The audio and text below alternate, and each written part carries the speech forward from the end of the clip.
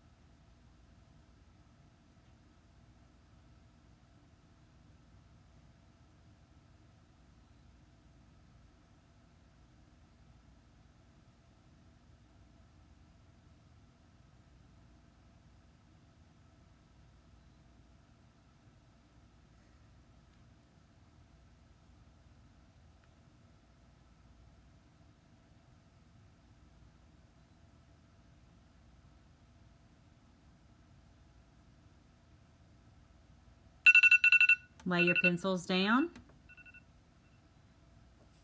Okay, have a parent go over this with you and check them. Turn it over to the front where it has the number 4. Write how many you missed.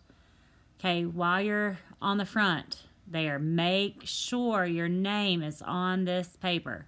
Okay, so if your name is not on it, write it on that now. Write it on there now, please. And you do not have to color the front unless you just want to.